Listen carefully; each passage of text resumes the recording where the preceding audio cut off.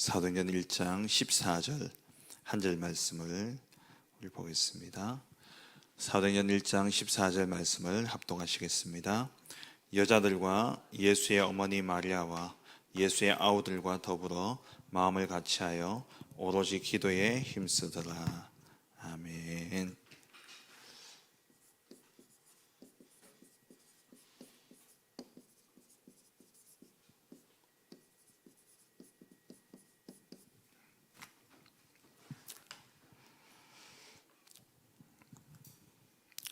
우리 다락방 운동은 전도하는 전도 운동이죠. 이 전도 운동이 그러면 어떻게 일어나느냐? 막 나가서 전도하는 것이 아니라 다락방 전도 운동은 기도 운동입니다. 그리고 말씀 운동이죠. 하나님이 주신 말씀을 붙잡고 우리가 기도 속에 들어가게 될 때에 그 언약을 붙잡고 기도하고 있으면 하나님이 문을 여시게 되어 있습니다. 이번 주 우리 강단 말씀처럼 우리가 복음 누리고 정말 복음으로 결론이 난다면 하나님께서 복음 가진 우리에게 하늘 보좌에 하나님 나라가 임하는 축복을 주시고 하나님 나라가 임하게 될 때에 흑암이 꺾여지면서 마귀에게 눌렸던 자들이 나오게 되고 전도의 문이 열려지게 되는 것이죠. 그래서 다락방 전도운동은 나가서 무작위로 전도하는 그러한 전도운동이 아니라 말씀 붙잡고 기도하는 운동입니다. 그래서 말씀 붙잡고 기도하면 하나님이 문을 여시게 되는 것이죠. 그래서 내가 먼저 망대가 되어지면 내 가정과 내 직장과 또 내 있는 현장에 망대가 세워지게 되는 것입니다. 정말 우리 후대들에게 그렇다면 가르쳐야 될 것이 말씀과 기도죠. 그러면 우리 후대들이 기도 속에서 꼭 해야 될 것이 있는데 그게 뭐냐? 먼저는 각인이 바뀌어야 됩니다. 우리의 영적인 문제, 현장에 너무나 많은 사람들이 영적 문제로 고통당하고 있는데 이 영적 문제는 사실 해결이 안 되어집니다. 세상적인 방법으로는 해결되어 줄 수가 없는 것이죠. 약은 겨우 진정시키는 것이라면 치료제는 되어줄 수 없습니다. 그리고 와서 상담을 하고 이렇게 해도 겨우 마음의 그것은 조금 위로가 되어지고 또 이성적으로 이해는 되어질지 모르지만 실질적으로 그 사람을 바꾸지는 못하죠. 왜냐하면 이 문제가 뇌에 문제가 온 것이고 그것이 영혼에 각인되어진 것이고 그래서 이 영혼을 바꿀 수 있는 것은 복음 아니면 되어줄 수 없는 겁니다. 말씀이 아니면 영혼은 치유되어질 수 없는 것이죠. 마음은 치유되어질 수 있을지 모를지언정 그리고 뇌는 약으로 물질로 치료되어질 수 있는지는 모르지만 그 깊은 곳에 창세기 3장으로부터 시작해서 인류의 시작과 함께 각인되어져 왔던 그래서 우리에게 이어져 온 그 각인은 쉽게 바뀌어지지 않는 겁니다. 그래서 우리 후대들에게 뭘 바꿔줘야 되냐? 각인을 바꿔줘야 돼요. 기도 속에서 각인, 올바른 각인이 되어져야 되는데 무엇이 각인되어져야 되느냐? 성삼위 하나님이 각인되어져야 되는 것이죠. 모든 인간은 하나님을 떠나서 죄와 사단과 지옥 가운데 빠져버렸습니다. 그래서 모든 인간은 하나님을 만나야 돼요. 모든 사람에게 필요한 것은 하나님입니다. 그래서 가장 먼저 우리가 사람을 만나고 사람을 대할 때에 그 사람을 영적으로 볼 수 있어야 돼요. 정말 그 사람의 모든 문제가 하나님을 떠남으로부터 왔다는 사실. 그래서 하나님만 만나면 되기 때문에 하나님을 각인시켜야 됩니다. 우리 후대들에게도 정말 이 아이들에게 성삼위 하나님이 함께 하신다는 이 사실이 각인되어져야 되는 것이죠. 그래서 사도행전 1장 1절, 3절, 8절에 오직 그리스도, 오직 하나님의 나라, 오직 성령 충만의 이 언약을 붙잡고 기도 속에 들어가야 됩니다. 이 언약을 붙잡고 기도 속에 들어가게 될 때에 마태복음 28장 20절에 또 19절에서 20절에 아버지와 아들과 성령의 이름으로 성삼위 하나님이죠. 세례를 베풀고 내가 너에게 분부한 모든 것을 가르쳐 지키게 하라. 볼지어다 내가 세상 끝날까지 너희와 항상 함께 있으리라. 성삼위 하나님이 함께 하십니다. 이것은 처음부터 우리에게 주신 축복이죠. 창세기 1장 26절 27절에 우리가 우리의 형상을 따라 사람을 만들자. 그러면서 하나님이 하나님의 형상대로 우리를 창조하셨습니다.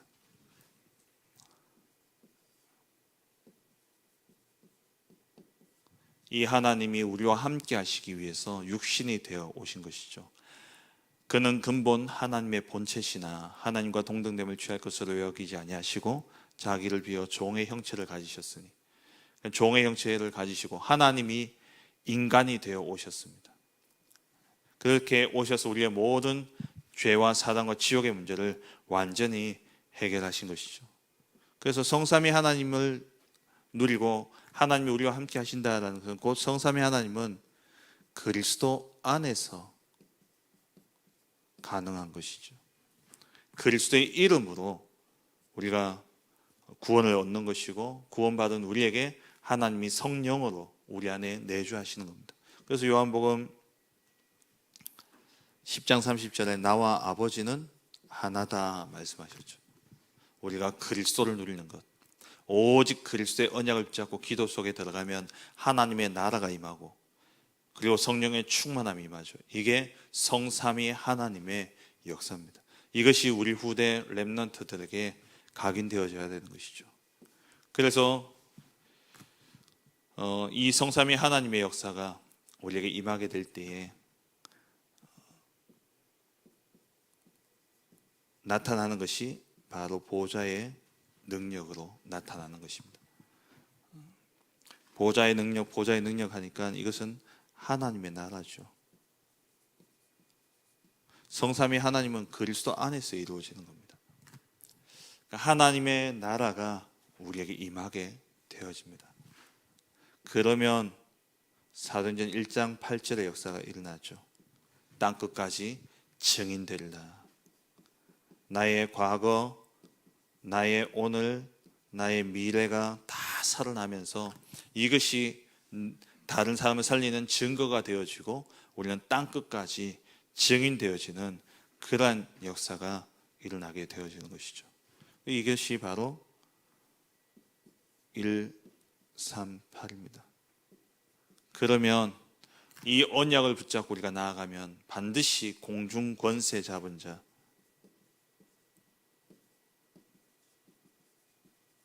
이 공중 권세가 무너지게 되어 있는 것이죠. 하늘 보좌와 이 땅 사이에 가로막혀 있는, 영적으로 가로막혀 있는 이 공중 권세, 이게 그리스도의 이름으로 완전히 무너지게 됩니다. 그러면서 우리에게 주어지는 위로부터 주시는 영력과 지력과 체력과 인력과 경제력의 이 5가지 힘이 내게 임하면서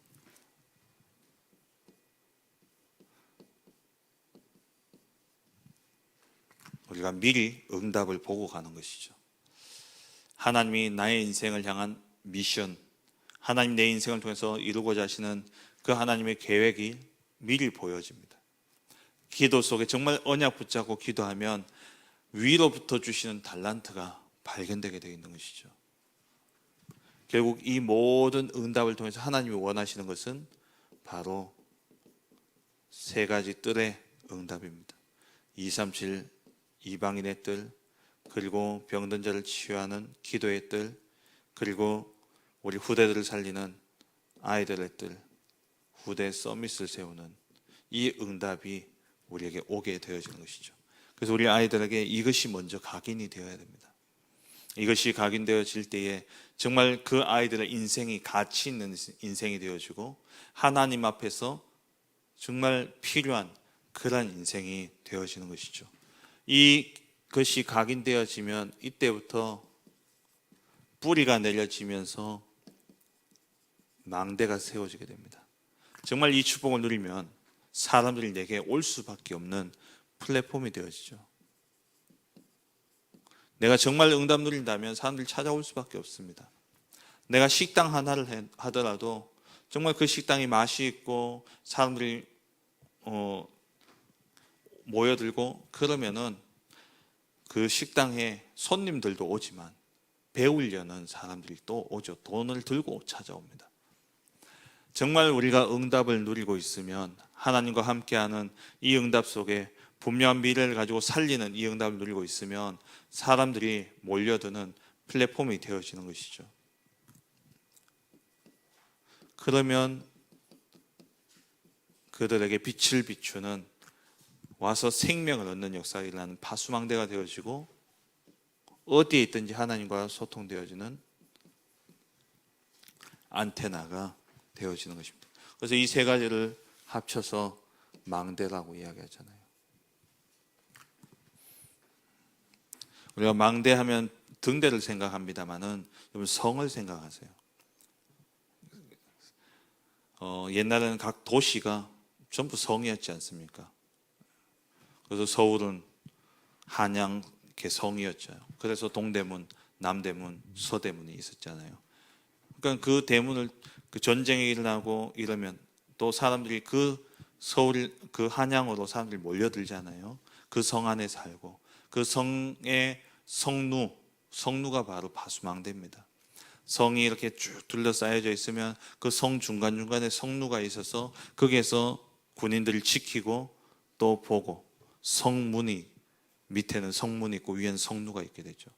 그게 파수망대입니다.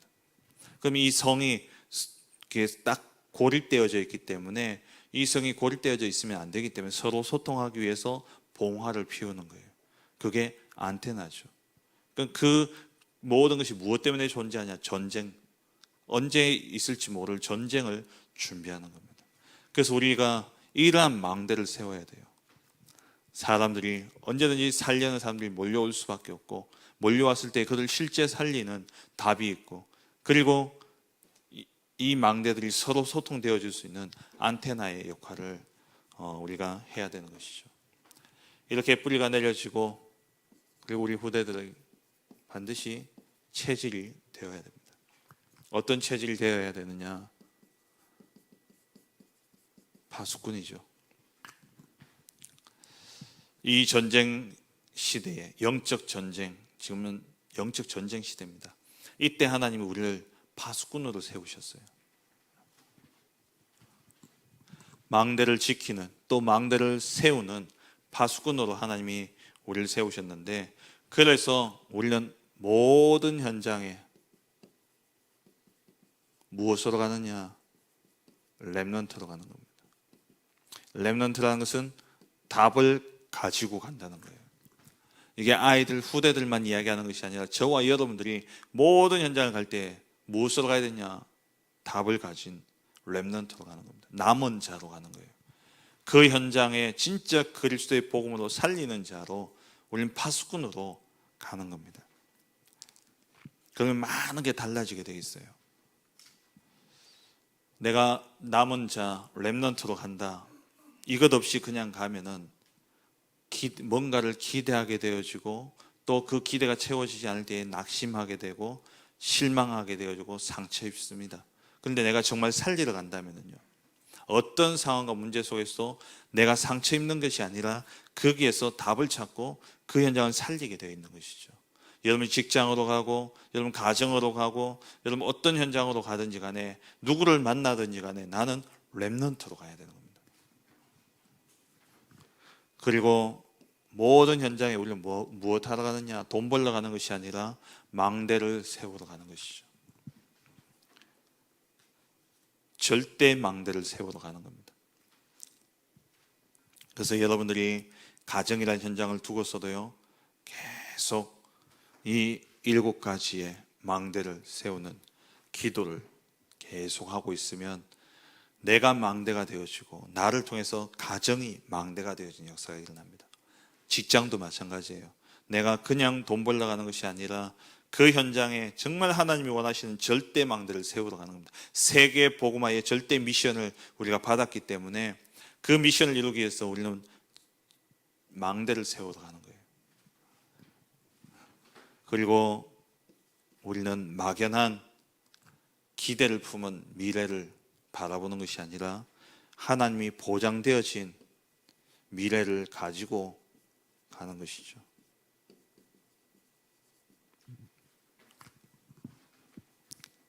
이미 CBDIP 언약 속에서 확실한 미래를 보고 가는 겁니다.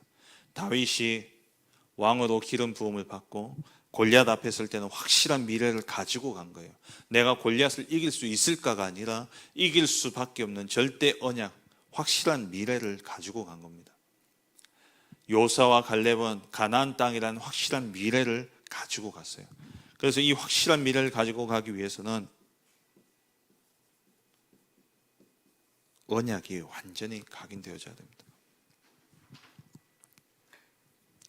초대교회 성도들, 그렇게 핍박과 박해가 심하고 심지어 순교당하는 그러한 너무나 힘들고 어려운 현장이었지만 이 초대교회 성도들은 미래를 보고 갔어요. 땅끝까지 증인되리라. 그리고 주님이 내가 반드시 재림할 것이라는 그 약속을 가지고 그 미래를 보면서 간 것이죠. 그래서 히브리서 11장 1절의 고백이 나오는 겁니다. 믿음은 바라는 것들의 실상이요 보이지 않는 것들의 증거다. 그 말이 이 말이에요. 미래를 가지고 간다는 게. 하나님의 정확한 언약, 그 언약의 성취를 우리가 믿음으로 보고 그것을 증거로 붙잡고 그것을 실상으로 가지고 가니까 그 11장 이후에 쭉 나오는 모든 인물들이 사실 우리보다 더 어려웠잖아요.